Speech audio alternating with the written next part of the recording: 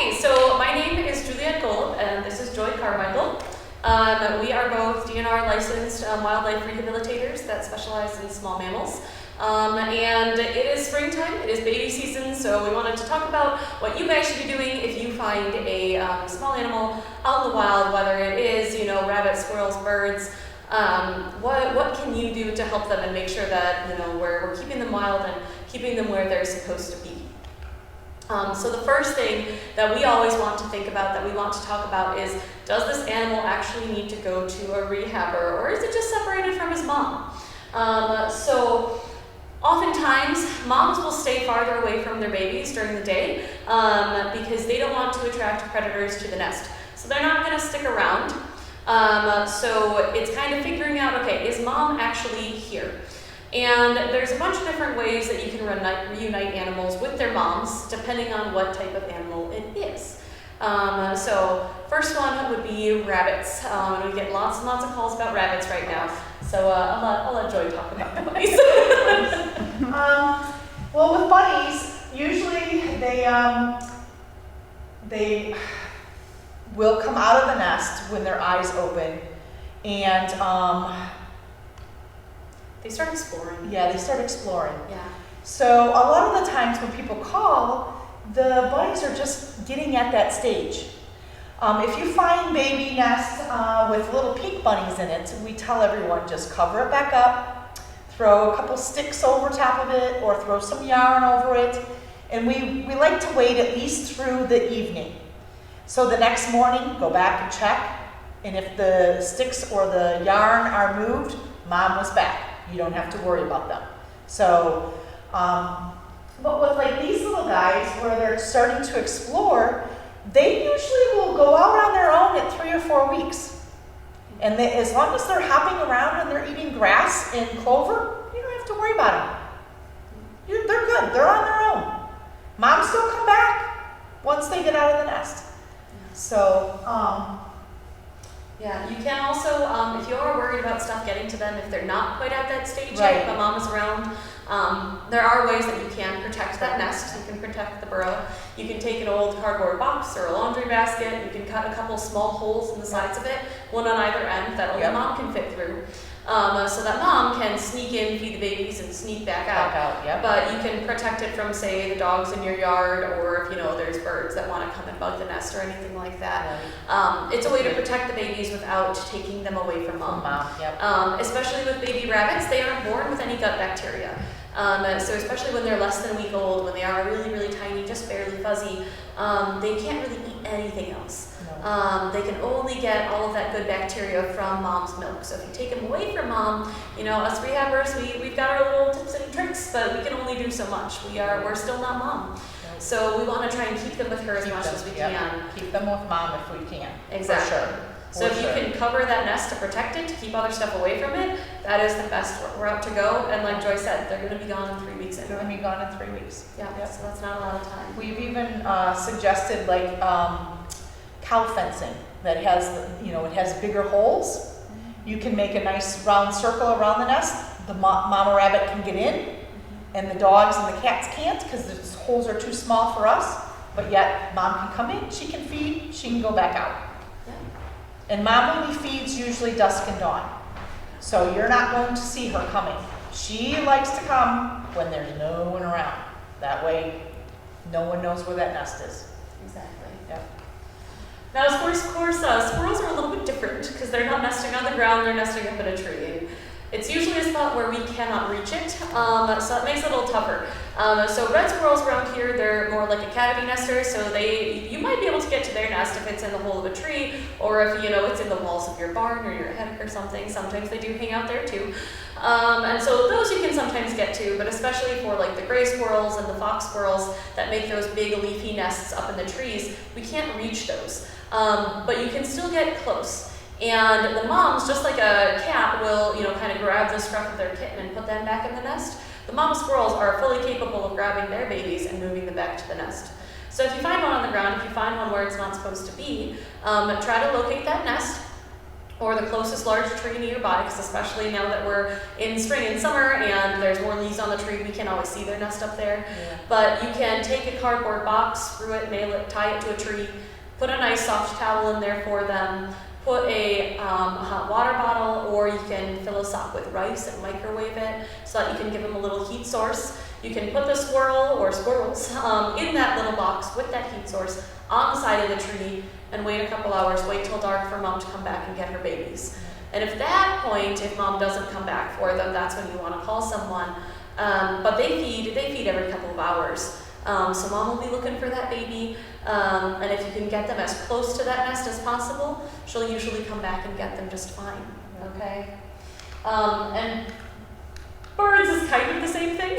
Right. So they're a little bit different.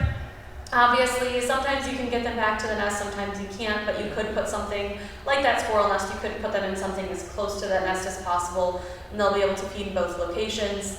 Oftentimes what people find on the ground for birds are the fledgling birds, the ones that are starting to learn how to fly, and they don't quite know what they're doing yet. And that's okay. The biggest thing is just to leave them be, because especially if they are fledgling and they still need to be fed by mom, the birds will fly down to the ground. They will still feed them on the ground. So it's not like because they're out of the nest, they're not going to get fed anymore. They will still get fed down there. So it's They'll be important. hopping around, squawking, and mom comes down, feeds them, and then goes back up again. Exactly. So some people, you know, if they have pets that they're worried about, you can try to put some kind of a little fence barrier around the bird so that mom can still fly in and feed. But for the most part, they will be just fine if they are left alone. Other animals, because of course it's more than just squirrels and rabbits and birds. If you want to touch briefly on those, because yep. Groundhogs, what we generally do is we kind of leave them be. I always tell everyone, just kind of watch them. See if mom's around, see if mom's not around. The biggest thing is mom will not come out of the hole if there are people there. It's just not going to happen. Not going to happen. So we tell everyone, just watch them.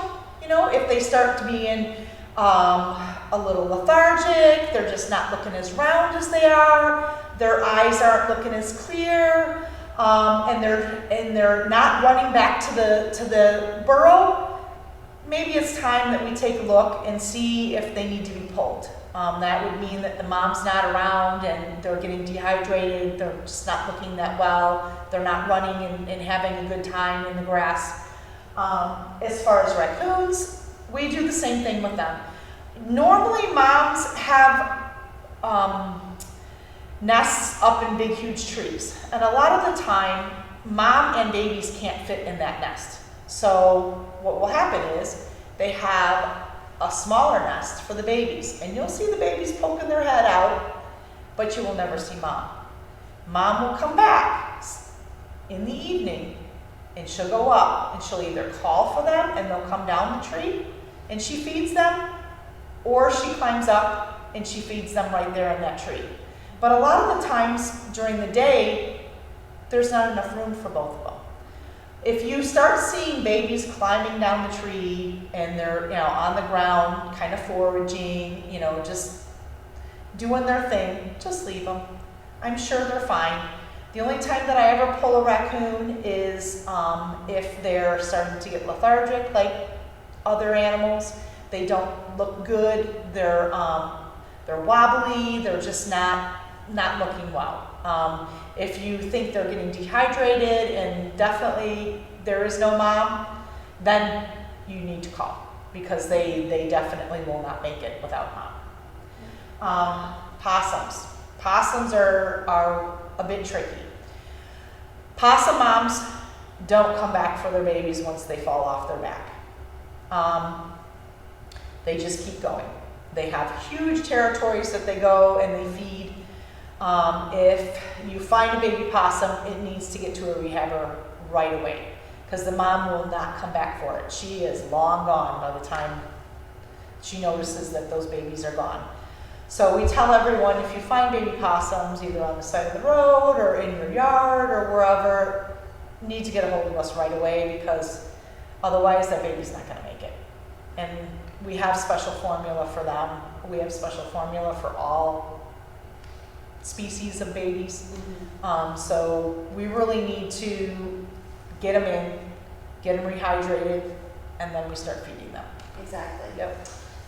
So when should you call a rehabber? Like what are the situations where you found a baby and immediately you should call? So like the possums, that's one you immediately want to call. Immediately. If you find an animal that is injured or bleeding, you know, if they appear to have a broken bone or they're bloodied on some part of them, that's means to call. If you find fly eggs on them, fly eggs look like little pieces of rice. They're oftentimes kind of tucked away like in armpits or on their tummies. In their ears. In their ears. Yep. That's especially a time to call. Flies don't lay their eggs on something unless they think that it's deceased most of the time. So that baby has been away from its mom for far too long, and it is cold, and it needs to get those fly eggs off of them immediately. If it's been in another animal's mouth, especially like a cat. Cats have a really, really bad bacteria in their saliva that can get transferred to the other animals outside, that even if it doesn't look like there's a specific, you know, pierced tooth wound on the animal, oftentimes they're still going to get sick from that bacteria from the cat. It needs to be flushed out, and they need antibiotics. Exactly, to get themselves healthy. Or if you find something on the side of the road or in another circumstance where you know that the mother is dead. Like we mentioned earlier, just because mom's not around does not mean she is dead. They stay away for a reason, to protect their babies. But if you do know for a fact that she is gone, that's a time to call a rehabber. And in the meantime, while you're waiting for that rehabber, the most important thing is to keep them in a warm, dark, quiet place and do not feed them. No, like Joy mentioned, we've got specialized formula for each of these specific animals that is tailored to their, you know, fat, calcium, protein needs. And their digestive system can't handle formula that's not specifically for them. Yeah, so a lot of times on the internet it says, oh, kitten formula will work just great. It does not. No. Okay. Too high in protein. Yeah. Way too high in protein, especially for squirrels, bunnies, and possums. Yeah. So that'll just really mess with their tummies, and they're going to be even worse off by the time they get to us at that point. So just keeping them warm, keeping them quiet, keeping it dark. Yep. That's all you got to do, and be prepared to drive them to us. We've got lots and lots of babies ourselves. You know, would if we could, but we don't have the time to go driving out to all the different parts of the county to pick up the babies. No. So this is something that we need your help with if the animal is coming to us, is being able to get it to us so that we can give it that care. Because when we have as many animals as we do take in, babies get fed every 2 to 3 hours.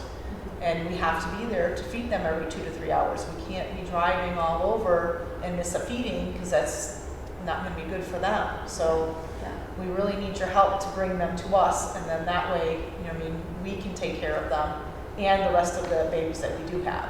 Exactly. And when it comes to us taking care of the babies, it's not something that just anybody can do. There are rules and regulations. This is all through the DNR. There's minimum requirements for everything. So different animals have to be in different sized cages at different stages of their life. So rabbits have to be in a minimum of 10 gallons when you first get them. Juvenile squirrels need to be in a cage that is no smaller than 2 foot by 4 foot by 6 foot. So it's not just anything. You can't just put them in any old box. Or I had somebody bring me a red squirrel that they had for quite a while that they were keeping in a hamster cage, and that's way too small for them. You know, something like a squirrel, they need branches. They need to learn to climb. Yeah. So it's far more than just keeping a cute animal. It's keeping them healthy, keeping them with what they're supposed to be doing, and keeping them wild. Yep. Yeah. And eventually then we get to release them. Okay? And we have happy fun times and good stories that we love. I had these babies that were only, you know, maybe 4 days old when I first got them. Next to it is a picture of them about 2 weeks old. They were found in the middle of a parking lot. No nest in sight. We have no idea how they got there. They made it just fine. And so I still have them. They're going to get released by the end of the month. They had to be overwintered because they came late in the summer. And they're doing really, really well for as small as they were. But if they didn't get the proper care, they would have been here today. Same with this little 13-line ground squirrel. They're a fun one that we don't get as often, but they're found out in prairies and grasslands. Yep. And so he was found over in Waterlily. And so that was about 5 weeks old, and this is fully ready to go around 13 weeks. And then you can talk about this guy. This is a baby squirrel, a little red squirrel. He was brought in and he had mange. So we treated him for mange, got him nice and healthy, and I overwintered him so that I can continue with his mange treatments. And he was released in the spring, nice and healthy and ready to go. There is a DNR website. If you just go and Google wildlife rehabilitators for the state of Michigan, it'll be directed to their government website, and on that is a whole list going by counties of listed wildlife people who are licensed. This list on the DNR, it goes by counties, and it gives the name of the person and the phone number and exactly what they take. I am on that list, and it's just a general public list. Some people, even rehabbers, like I do have a couple of rehabbers that are not on the list. I know Juliet is not on the list. Yes, I'm submitted through somebody else on the list. Right. So what happens is if you get a hold of one of us who are on the list, we do know and we do contact other rehabbers that don't want to be on the list. Like they don't want to get the phone calls at 2 or 3 in the morning. I found a baby raccoon on the side of the road, or I found this bunny on the side of the road. It's hit. They just don't want to be on the list, and they don't want to have the general public calling. So the people who are on the list can contact one of the ones that are the subpermitted permittees or people who don't want to be on the list, and hopefully find them a placement. Exactly. We all know plenty of other people. Yep. So even if we can't take it ourselves, oftentimes we will know of someone who can. And sadly, we are pretty few and far between. So there's not many of us. No. So if you do call, you need to be patient. Just leave a good description of the situation that's going on. Right. Leave a good number for us to get back to you, and we will as soon as we can. But I mean, we're getting dozens of calls a day for these little animals. And there are only so many of us. Right, there's only so many rehabbers. But just call, be patient. And on my message also, it says leave your name, your phone number, the county of origin, the animal, and you know what I mean? And then if I cannot take it, I will try and find placement for it, but I will call you back. Yeah. Whether I can take it or someone else will take it, I will get a hold of someone, and if I can't find anyone to take it, I will call you back and let you know. Mm-hmm. So. But it is always better to call than to not call. Right. Even, just leave a message. Yeah. That's all, if I don't answer, I might be in the rehab room, and I'm feeding all the babies that I do have. So when I come out of the rehab room, because I don't have a phone in there, because it's not, they kind of freak out at the phone ringing and loud noises and things, and they have to be quiet, and they have, it has to be like they're out in the wild. So it is a lot of work. It is not a small task, but we're more than happy to do it. We just have to make sure that the right people are doing it, and there's always things that you guys can do to help. It's just making sure you're doing the right stuff. Making sure that we try to get them back with mom, and then get them to a rehabber when we need, instead of keeping them yourselves to take care of them. All super important so that we can have fun cases like this where the animals get off in the wild and live a wonderful, wonderful life. Yeah, it's fun. It is. So thank you.